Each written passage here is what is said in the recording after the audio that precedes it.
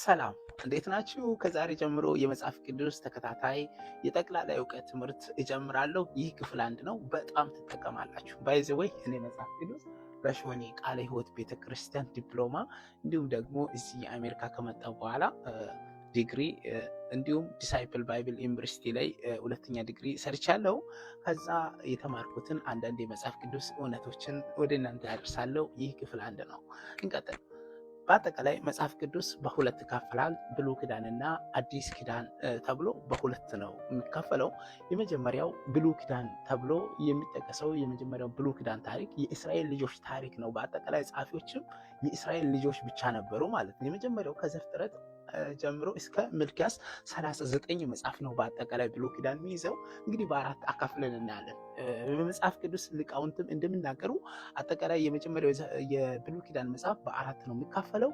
ያም ደግሞ የታሪክ ነው፣ የሙሴ ሕግ ወይም የሕግ መጽሐፍ የሚባለው፣ ቀጥሎ የታሪክ የሚባለው፣ እንዲሁም ደግሞ የቅኔ የሚባለው እና የትንቢት መጽሐፍ በመባል በአራት ቦታ እንመድባለን። የመጀመሪያው የቶራ የሚባለው የሕግ መጽሐፍ ጸሐፊው ሙሴ ነው በብዛት እና ይህን መጽሐፍ ደግሞ በአምስት መጽሐፎችን ይይዛል።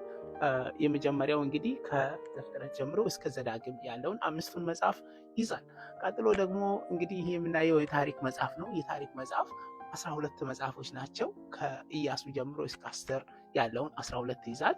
ቀጥሎ ደግሞ ከኢዮብ ጀምሮ እስከ መኃልየ ያሉ የቅኔ መጽሐፍ የሚባሉ 5 መጽሐፎች አሉ ማለት ነው። የመጨረሻው ከኢሳይያስ ጀምሮ እስከ ሚልክያስ 17 የትንቢት መጽሐፍ ነው። እዚህ ላይ እንዳይረሳችሁ እስቲ በቁጥር ልንገራችሁ።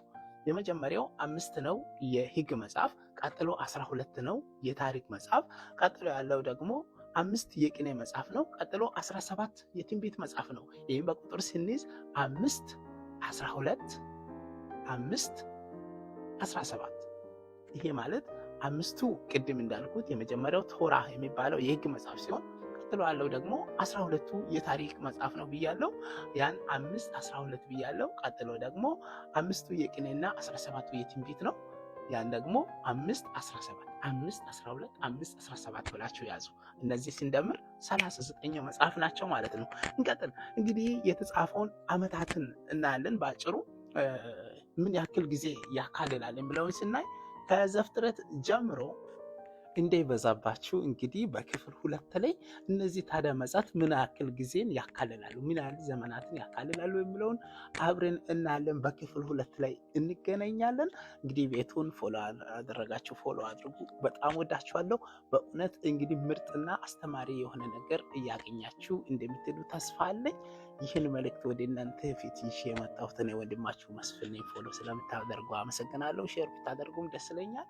መልካም ጊዜ ተመኘሁ። መልካም ቆይታ። ክፍል 2 እንዳያመልጥ።